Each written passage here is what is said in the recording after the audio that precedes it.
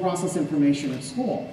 It starts from the assumption that every young person has some kind of expertise that they can contribute, but it doesn't start from the assumption that every young person needs to know everything that's in the textbook. No young person ever did. That dooms us to failure. So if we're measuring for total mastery over a ever more complex body of knowledge, we're going to end up with disappointing scores. If the challenge is, what are the skills that we have that allow us to communicate ideas with each other and process information together, something different occurs. So it's like the difference between Encyclopedia Britannica and Wikipedia.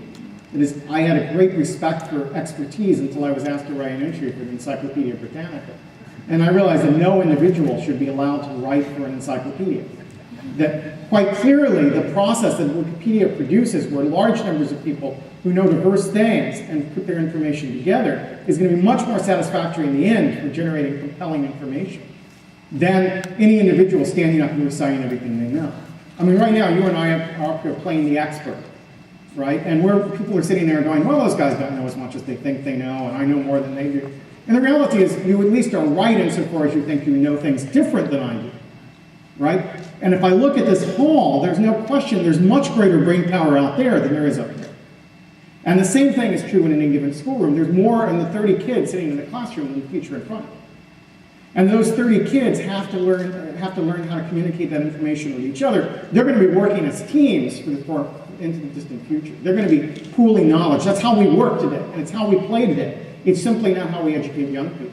And until we're able to develop assessment tests which allow collaboration in a meaningful way, which are really about how we process knowledge rather than how we regurgitate information, we're going to have a hard time demonstrating by standardized testing the nature of learning that's taking place. It's a fundamental shift in what it is to learn and what it is to know, and I think the tests so far don't get there.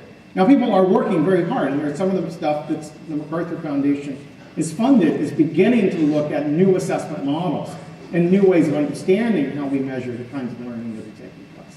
But they require different models in the standardized test that the politicians are so fond of. Given that you spend as much time as you do, and to some extent I spend as much time as I do, getting in front of these new technologies and these new forms of media and trying to, in a sense, explain why they're interesting and stimulating and why they aren't the worst thing that's ever happened to the kids today.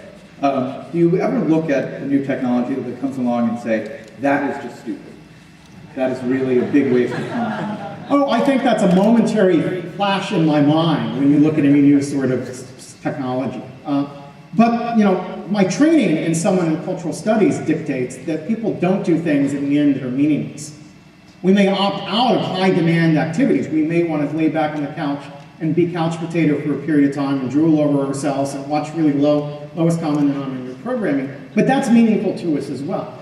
But the challenge is always to figure out what this means to the people who are engaged in this activity, to dig deep enough in it so we actually understand why it's meaningful to the stuff. And it may not be meaningful to me. And so what I think of it when I first see it is interesting only up to a point.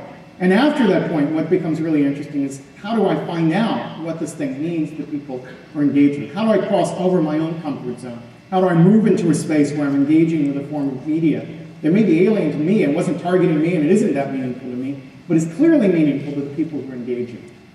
People aren't idiots, and I think that's the starting point one has to make when you engage with society. And anyone who stands up and starts from the premise that people are idiots, you know, we should be skeptical, right?